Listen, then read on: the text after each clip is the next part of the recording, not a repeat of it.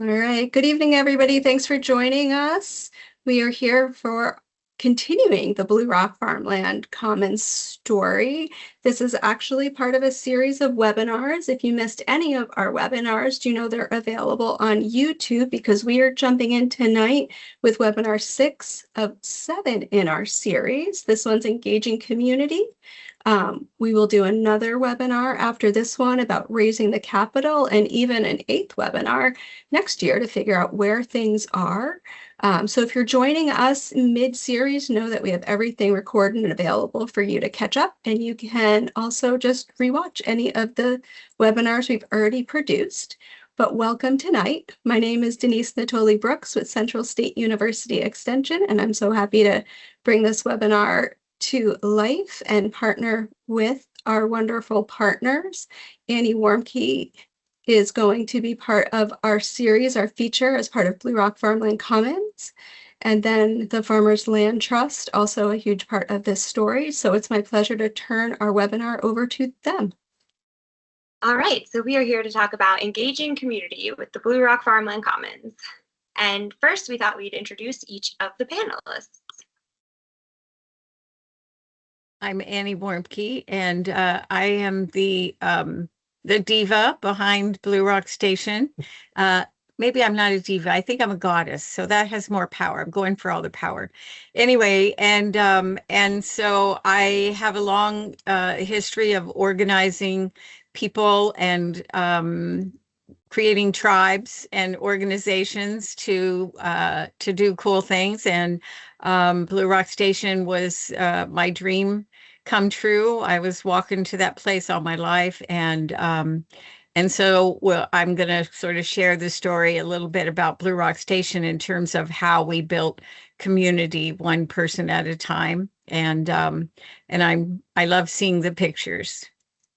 And I'm Christina Villa. I'm the co-executive director of the Farmers Land Trust. I live in Middle Tennessee, and my husband and I steward 70 acres of land. We grow vegetables using organic and biodynamic practices. And we have a herd of cattle, beef, and dairy, about 25 or so.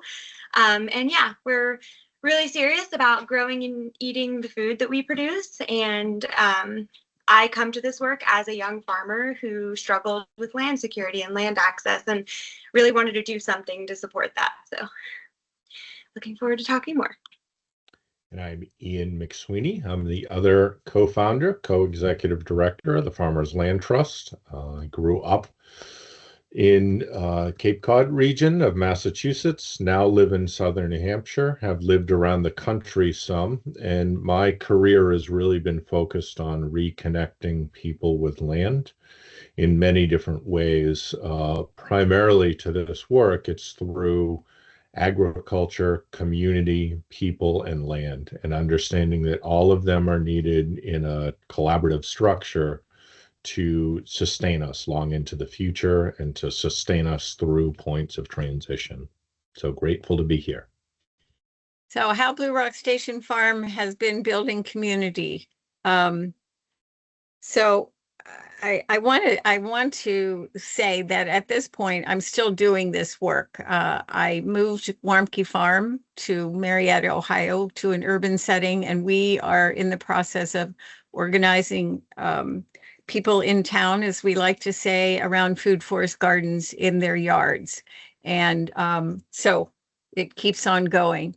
Anyway, this is just a series of photos of some of the amazing people that over the course of nearly 3 decades, we had some version of Blue Rock Station, and we had thousands and thousands of people who came. It all got started because when Jay wanted to get married, I wasn't very keen about the idea of it. And the other thing that's funny when I think about it is that he's from a really large family, but he never wanted to have people around. He was very much a hermit, which is exactly the opposite of me. And anyway, when he wanted to get married, I said, "Oh, I'm just terrible at this. I have a proven really bad record." And he said, "It'll be all right because you're marrying me." And I think he got the raw end of the deal because there were have always been people living with us. In the beginning, battered women in the living room when he would come home from work. seeking sanctuary. And anyway, and then eventually with Blue Rock Station, I decided that I wanted to share kind of like a toolkit that I had around inviting people to participate. My granddaughter always says, don't visit mama, she'll put you to work. But the thing is, when you work together, you create sometimes stress, and that helps people to become friends. That helps people to learn to depend on each other. It also shows you whether you want to continue to try to invest in that relationship or not. And so some of these people in these pictures have been involved with us for a very long time. Some of them have grown up connected to us because of their parents. Some of them have been interns. Many of them in these pictures have been interns. And so in around 2005, I decided that that it was not enough to be doing workshops and inviting people to come. And in those days, people could come for the weekend and stay and do work and learn how to do things like build retire walls and bottle walls. And this was all for, in my mind, this was me building relationships. And then of course, Jay would just come in and out and he'd be like, oh, hello, goodbye. And so, but what I also did is I would look at every tour group and every work group and every intern group, and I would think, is this someone that I would like to be close to? And so twice a year, after around 2009, we would have Yule, which is the winter solstice right before Christmas. We'd have a party, and I would invite at least 3 of the people I had met during the year that I really knew very little about, but I thought they might fit in. And then of course we had friends eventually who came, and our granddaughter had friends who came. And it was a really great way to just keep adding 1 or 2 people at a time. And then these people brought people. And so that's kind of how it all started, was just saying, hey, come for tea. And people did. So these are some of the things that we did to connect in meaningful ways, because it wasn't just about we're trying to sell you something, because we weren't. The internship program was one of having young people come and live with us for 8 to 10 weeks. And we worked with colleges, universities, and also just young people from around the world. And what the interns had to do was they had to create goals, and they had to do a project from beginning to end. So they had a sense of accomplishment, and they had to learn how to do chores and live with each other and cook food, and really live in community. And this was the #1 thing they identified in their leaving survey when we would ask them what were some of the important things that they had learned. And the #1 thing was, I learned how to live in community, and it never occurred to me that I could. And they would love it. I mean, some of them would cry. We had a couple of young women who hid in the barn because they didn't want to leave. And I kept saying, your mom's going to kill me if you don't go back to college. It'll be me that dies. So I'm going to kill you. Anyway, so, and then what we would do is we would always celebrate any kind of accomplishment. We'd cut a ribbon for the opening, whatever. And then we had what we called a departing party. And we would make food that they liked, something they ate during the time they were there with us. And everybody would make little departing gifts. And for example, when Eduardo Sandoval was with us, he had such allergic reaction to everything, and he was kind of detoxing. And so he was always sneezing and coughing and everything. And so we all made snot rags for him out of old t-shirts, and we drew art on it, and I starched them and I ironed them. And but people, they would be at the parties, and we would sit around and talk about what we had learned from each other. And it was a very meaningful time. And the feedback was often, I never felt so loved in my life. the goal for the gifts was that they would go home and those gifts would still be in their life, and they would see them and they would remember how they felt when they were really accomplishing something, or when they felt loved by everybody. And it wasn't always, kumbaya and aren't we in love with each other. It wasn't at all. There were lots of struggles, and that was super important.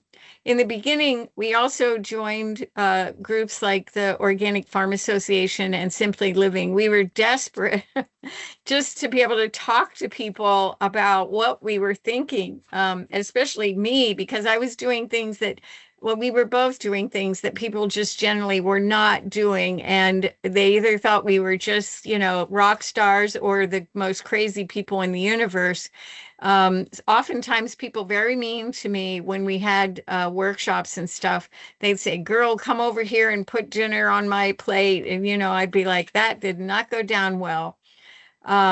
So anyway, we went to conferences, we spoke at conferences, and anytime we met people that seemed like they might be someone we really wanted to connect to, we would invite them for tea, invite them for an event, invite them for dinner, anything to engage.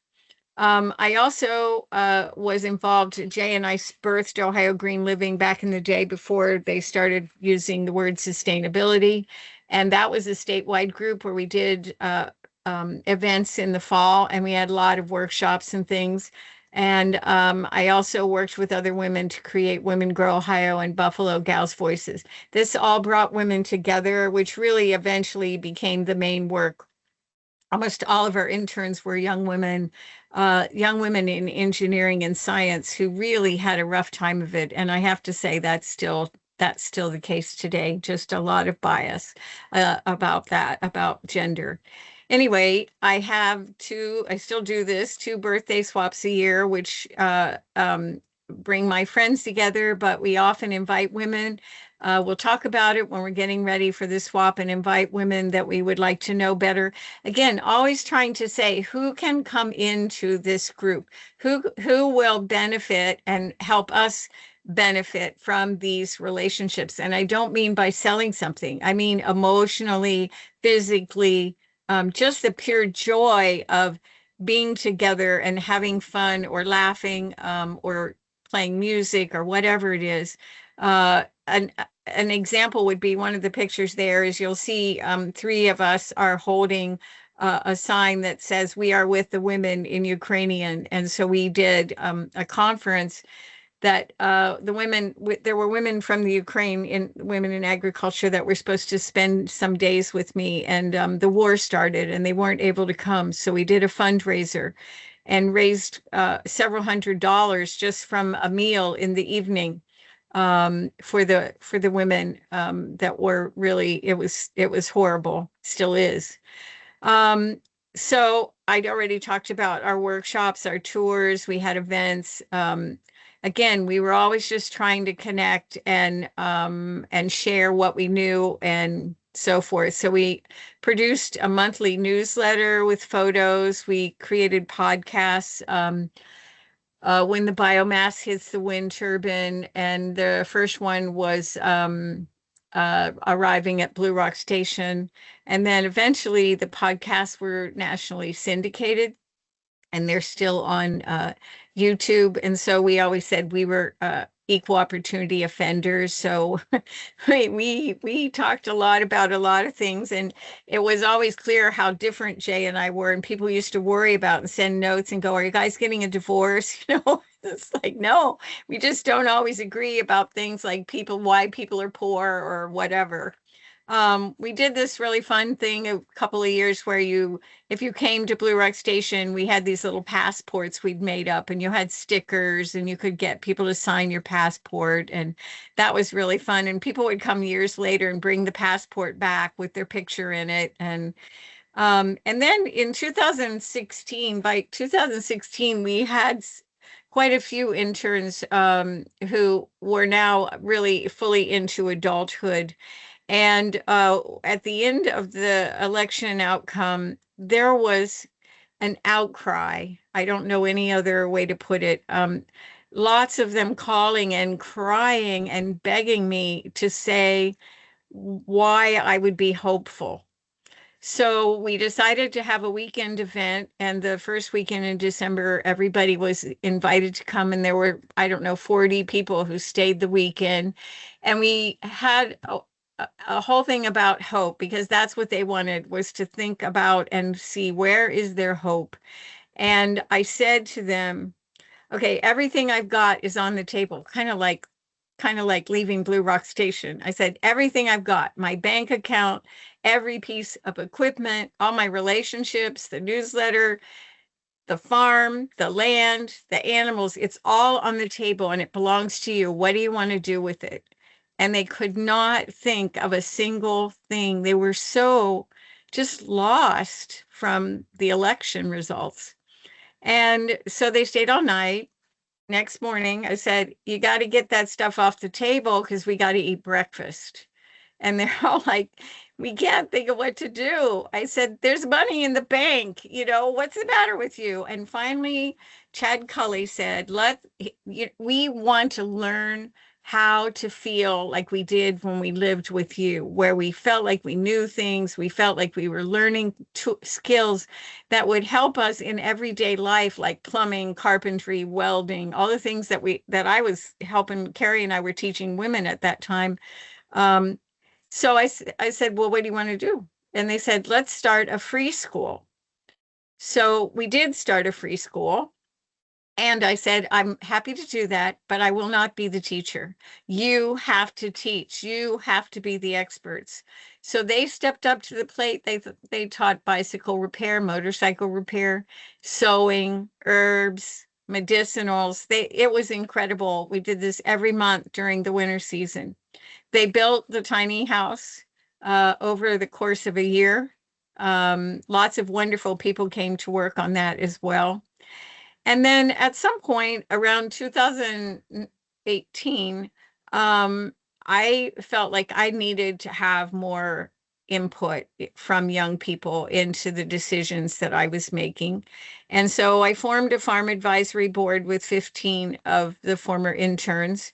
And their role was to meet with me on Zoom 3 or 4 times a year, and we talked about what to do. And they kept saying, Annie, you need to hire somebody. You can't do it all by yourself. And of course, Jay was there less and less and less. And I was still, I had hogs and I had goats and I was teaching classes, and I did not feel like I was overworked. I loved every bit of it. And I felt like every day was a gift, and I rarely had a day I didn't think that. So anyway, over time, we had a lot of different meetings, and I met Ian McSweeney on a farm. I get the fact, which is a group of Farmland Farm Animal Concern Trust, and he talked a lot about the idea of farmland being accessible, and that it shouldn't really be a monetized thing. And I thought, that is my answer. I may never need to leave the farm, but I need to know it's going to be taken care of. And we had tried to get our interns to, some interns to take over, and our granddaughter just really doesn't care. So the advisory board then has gone on to be extremely helpful. Some of those people have helped with the transition. They've been on the vetting committee. Everything that we have done up until today has involved young people who have been involved, who have continued, also adults as well, who have continued to be involved, giving input, providing legal assistance, telling us, this is what we need to do, holding the line and saying, we're going to make these documents for the transition. This has been who we are historically. How do we take that into the new farm? So I feel like the work that I have done has not to be a farmer, even though I am and always will be, or it's not to be a landowner or even a land steward. It has been to build community with people, to show them that we all have gifts, we all have potential, and we all can work together. So just say something about goat stock. So that's one of the two things that the interns eventually created, was the idea of goat stock, which they thought was hysterically funny because of Woodstock. And the reason this happened was we used to have these get-togethers in the summer around Jay's birthday, and they would stay overnight and they would come up with names for goats for the next year. They also did that at Yule. And we had music, we'd have speakers, they came and talked about, green cemeteries, or somebody was running for governor as the Green Party, just to create conversation. But it became their reunion. It's just us again utilizing the resources we have to create community. And so you can see from this that there's a lot of joy. They often stay for the weekend. Yeah, just I look at those faces in the photo with Dan with his glasses on. He's actually married to one of our former interns now. And just the joy on their faces. This is how they feel about being there. And some of them are married now, and one of them just had twins. And I'm really excited about the fact that they are having babies, and that I might actually get to hold some of them.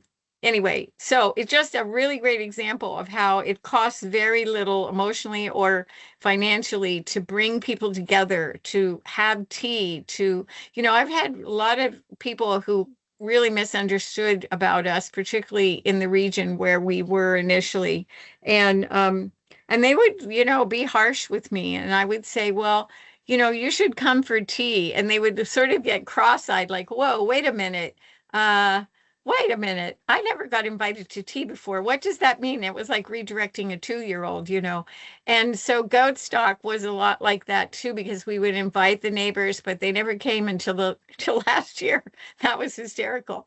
So again, it's just saying there are opportunities. How do we engage people? How do we create that sort of a brand that people identify with and want to hang on to and believe in? And that is really what Blue Rock Station has become. I could have never imagined it. I just thought I was making friends.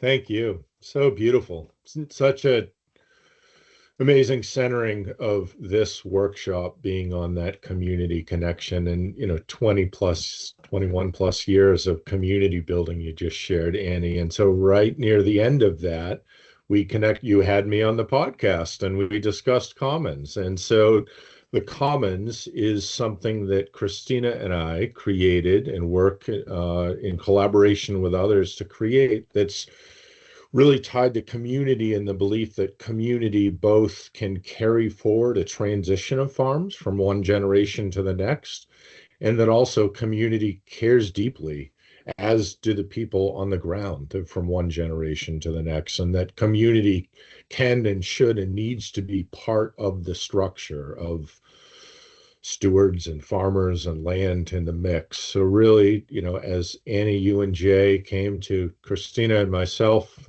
as the Farmers Land Trust to create this Blue Rock Farmland Commons, we really went about a focus on two areas. One, a community of nonprofits to create the nonprofit structure to hold the real estate, to bring about that transition from Annie and Jay into community commons structure. And then two, the community component around fundraising and raising awareness and raising engagement. And so the collaborative work to bring about a fundraiser to both transition the land, but really to support and endow the land and the people involved for this point of transition and long into the future. So that community component of building awareness and supporting and donating and contributing in different ways and being part of that transition is also the other community component. So really, at this point, when we came together to create this, it was a mix of trust and relationships and collaboration to move things forward, and agreements and documents and structures and all of that to define how capital community capital, land capital, ecosystem capital, human wisdom and knowledge and heart-centered care can transition from one generation to the next. So our focus is in these two areas. So really that nonprofit side of things, that Farmland Commons, the 501c25 structure, it both requires different components to it, that people and land and community, all of those are needed to bring the structure about.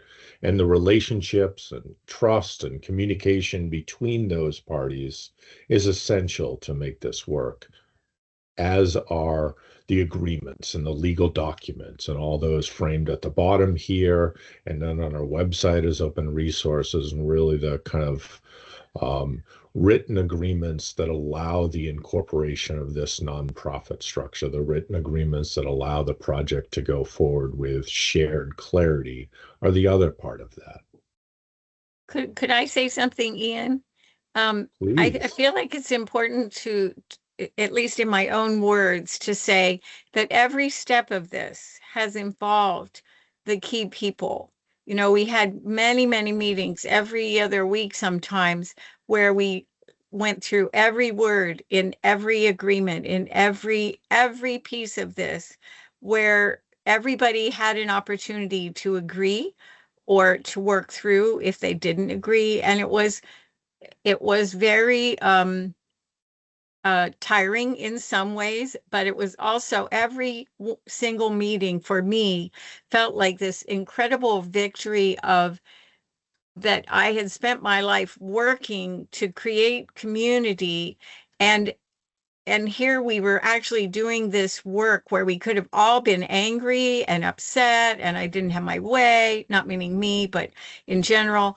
And people were just at the end of the day all really wanting and serious to be transparent and to be authentic in their beliefs, but also just making it work. I mean, that's the world I want to live in, really.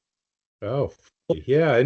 And one of those pictures of goat stock that we just showed 2 slides back of the joy and happiness was in the middle of um, making a decision between the next generation farmers. One farm family found out there they were selected, the other one did not. So it was a mixed emotion time, but it was met with such open collective community conversation and joy. And it's just such a beautiful picture from farm advisory board to the community of Blue Rock to the board that then became the Farmland Commons, that's made up of these organizations here, the Farmers Land Trust, Women Food and Agriculture Network, and Women's Peace Power Foundation. And this slide depicts, pieces of what you were just sharing, Annie, that there was a lot of steps along the way of documents and conversations and consideration and decisions. And we've moved through those relational and shared agreement steps here to create the Blue Rock Farmland Commons as a nonprofit entity, getting ready to take ownership of Blue Rock Station Farm. So it's a path that has been a collaborative community effort from the beginning, from people and from the nonprofit organizations involved, and then really the crafting of the shared path forward is so wonderful and important to create something for the future and to create something that will hold that land. And so as we created that Blue Rock Farmland Commons, we had the entity to then be the future owner of this farm. And so then shifting to the other side that I mentioned in the opening was that fundraise campaign, the real estate transition, the transaction of so much capital, of so much wisdom and knowledge and so much kind of assets and built ecosystem and farm community, all of that is in the transition side of things in a campaign. So that a lot of it comes down to fundraising in that way. And so to lead that off, Annie and Jay's beautiful gift really to the land itself, to return money, or more importantly, to not take all the money possible from the land to value the land more than all the money that could be taken from it. And so giving a significant bargain sale in to start and be the catalyst for this farm transition forward. And so with that, we then were able to partner with the nonprofits, put together a budget. Next slide, please. And really frame out, what are the steps? What's the scope? What are the costs? And how can we build the support needed? And really, where can that support come from in different ways? And in so much, it starts with that community. And it starts with the individuals who are here presenting tonight and those initial decisions. And from there, it grows to the organizations that form the Farmland Commons together. And it grows outwardly from there and really outwardly into community in so many ways. So that's what you see here is the initial stages of our work forward. This farm transition seeded by Annie and Jay, supported by donations and collaboration from those involved, and now beginning to raise money from the broader community. And so those organizations, that community of organizations, are really collectively holding that in different ways as donors in, financial donors in, as supporters of raising awareness, of building interest, of building donors and engagement into the project, of kind of facilitating the other steps involved. But really the organizations being so central to the commons and the community holding the farm and holding this process forward. I want to say too, Ian, that it occurs to me when I see each time I see this sort of accounting of what we're doing, is that this to me is a message of great hope to people who would love to transition their farm, but they can't afford to give it completely. I think this is a bigger example. A lot more people would be able to or be interested in how this is working because they would like to do it, but they have to have something out of it. And so I also appreciate the transparency of how it's actually working, because I think a lot of people are thinking, well, why do you have to do it this way and you have to raise money and that doesn't make any sense? And it's like, yeah, this is the real world. we have to do this, but it's also opportunity for people to invest in something they believe in a world that frankly right now is quite discouraging. And where can you put your money where it actually makes a difference? Oh, fully. Yeah. Or just one more that's such an important step of like inviting the opportunity to do something tangible. And there's so much to be overwhelmed with in present time, and there's so much to confuse and kind of seem like it's impossible to take tangible action. So this is an opportunity for something different. Sorry, Christina, go ahead. That's okay. Yeah, I think I really appreciate you mentioning also the transparency aspect too of the budget and so forth, and that is available on the Blue Rock Farmland Commons webpage, like in the area for the donation and the fundraising. That entire budget can be downloaded and everyone can see it, because transparency and why we're doing what we're doing and what every aspect is also so important. And most people would like to be able to get something from their land when they exit, and a lot of people can't afford to fully donate it. And this is such a great example of that. But also we would not be able to partner with everyone who would want to do it this way, because they have not built the community that you have. Like the amount of time and energy and emotional effort and like all the ways that you've gone outside and beyond yourself for other people, like building that social network and capital, like that is what allows us to partner with you to do this fundraising that is needed. And so, a lot of people have not focused and prioritized building connections with people in the ways that you have. And yeah, that's such an important part of this. So next, we're going to talk about how we are engaging community in a different sort of way, which is that larger network for a crowdsourced fundraising campaign. And really, this is such an important part of this because, as we've been talking about, giving people an opportunity to be part of something new and amazing and so important and so impactful. It really is that. It's an opportunity to be part of something amazing. And so far, already, all over 124 people have contributed to protecting Blue Rock Station and moving it into a farmland commons, which is incredible to see that large of a network supporting. People from all over the country have come forward to donate small dollar, larger amounts to make this possible, and we're so grateful, but also it really is a testament to the community building that Annie and Jay and Blue Rock Station has done, that we have created through this network and partnerships, and also to the opportunity that this is for the future. So in addition to cash donations or paying online via card, people have been showing up in creative ways. One of those being multiple vehicle donations have now come in to support this farm protection and transition project. So being able to engage in network and community in different ways that are unique and creative adds some whimsy, but also excitement to it, and then also allows you to cast a larger net. And so we're very grateful for the people who have generously donated vehicles to then be able to put that toward the project we're all working on. We've also had several businesses come forward to support this project in a varied ways. So we've seen roundup campaigns happen where businesses allow their constituents to come in and add to their bill or round up to their bill or add an extra donation to what they're doing. We've seen sponsorships from businesses, straight donations, and really it is a way for these businesses to have a marketing advertising component to what they're doing to show alignment in the values and principles that we all know are important and that we're aligning around. For instance, regenerative agriculture, conservation, sustainability.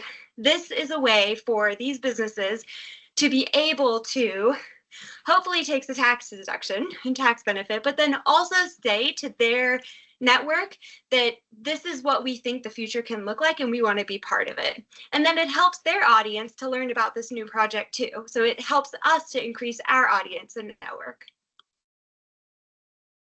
We've had some critically acclaimed authors supporting this farmland protection, transition, and access project, which is so cool.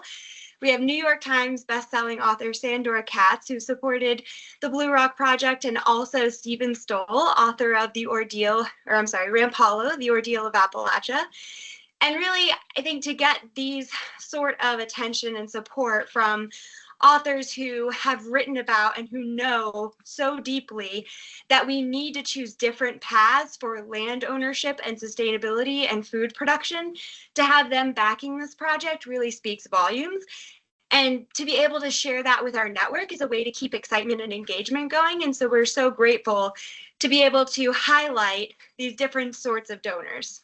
But this still needs support. And so we invite you to take this opportunity to help us build this community of support that's bringing Blue Rock Station Farm into the Blue Rock Farmland Commons, that's helping to create the structure that will then be available for other farmland to come into it, and that will give next generation farmers long-term, secure, affordable, and equitable land tenure. So use the QR code, go to the website, thefarmerslandtrust.org, and select the Blue Rock Farmland Commons, and help us reach our goal of $315,400. Can I say something? Yeah, totally.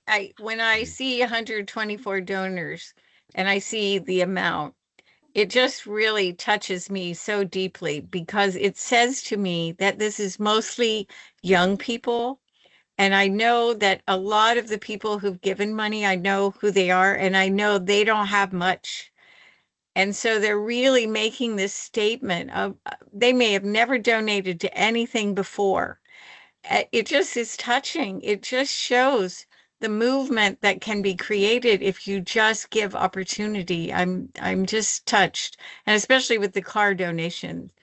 It just shows that creativity that we always talked about with the interns of, there's always opportunity. You just have to be creative. And I feel like this demonstrates everything I believe in. People are involved, people have a say, there's transparency about the money, it's being used as a tool and not a weapon.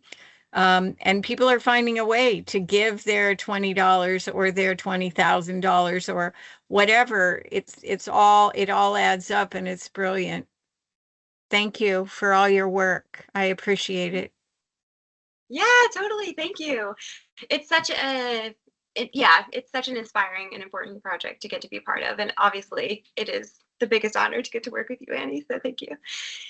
So in addition to the ways that we have listed here that people can give, we also have employee matching options. So many employers offer match donations to nonprofits, and we have a very quick, easy way to find out if your employee is one of them.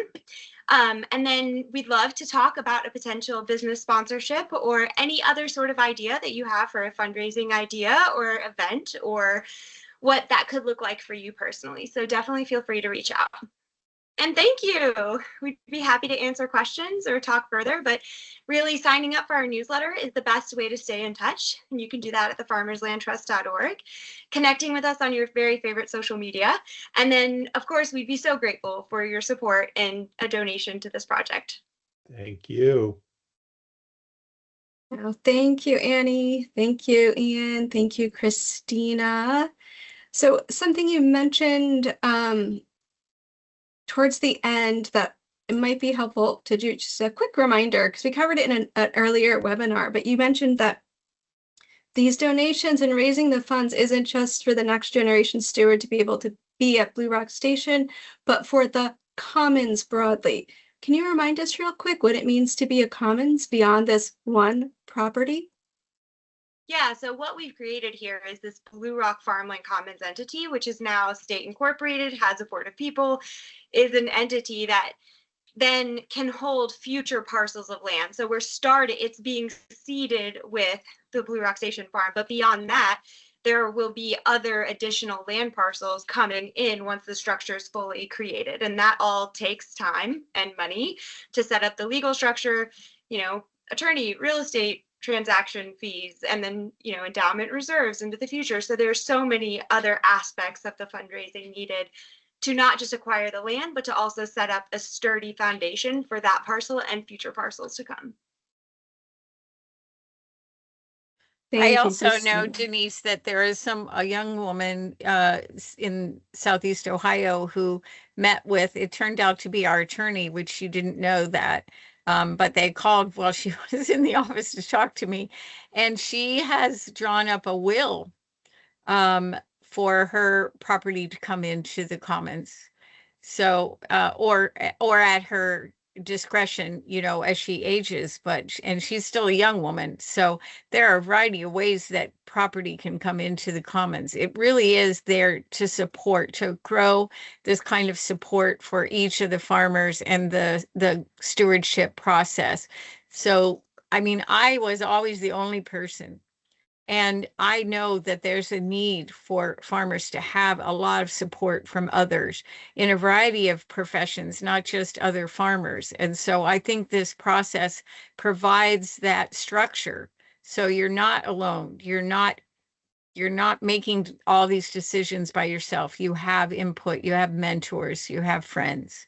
It's vital. Yeah, thank you for that too, Annie. I think, we are telling the story through Blue Rock Station and the Blue Rock Farmland Commons, but that vision of like years from now, multiple parcels of land and multiple stewards on that land that may have never been able to access land.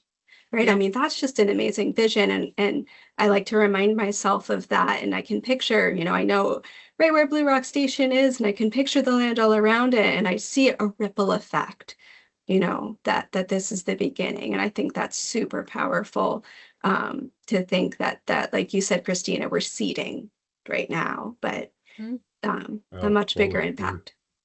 We're incorporating this agriculturally focused farmland commons for the region and for the future. So its ability to be that community structure to hold the community infrastructure for farming and food systems becomes possible with this project. So the Blue Rock Station being the farm in and of itself, but also the catalyst for this Blue Rock Station Farmland Commons that then is an opportunity for so many into the future, so many we will never even know. Yeah. So, it's so amazing what we're doing. I'm grateful to be part. We're the rock stars. That's what I keep saying. We're the rock stars. You're the rock star. It's hard. It's a lot of work. I got to work at it. I got to improve my image. Well, thank you. Okay. Yeah, and thank you, Annie, for doing this work, and Ian, Christina, for doing this work, and for letting me in Central State be part of helping you tell the story for this work. As we learn more every time about this, and we keep building community, which is so vital. I can't believe it's been so many months since we started this webinar series.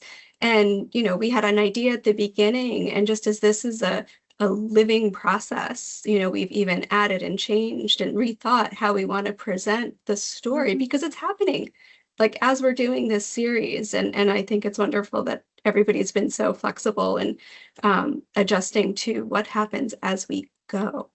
And the reminder that the story isn't over. It's going to go on for a long time, obviously. The webinar series, however, tonight's will come to a close, and it'll be about another month before we get together again to talk further. So as a reminder, I'm looking at the date right now. The date is Tuesday, June 30th, 7 p.m. Eastern Time. And we're going to really hone in on raising the capital a little bit deeper, so we can maybe revisit some of the stuff introduced today, but go a little bit deeper and learning more about the fundraising and that critical step. And then today, Christina, your slides, some of the recent ones gave us a lot of places that we can go for more information. So I encourage people to look for that information. And then I'll send out the link when this is posted on YouTube, cleaned up a little bit and posted on YouTube along with the whole playlist. So thanks everybody for joining us tonight. Thank you, Denise. You're our rock star too, because you've had a vision of what this could be and how we could tell the story, and we absolutely could never have done it without you. So it's definitely a partnership, and I for one appreciate that.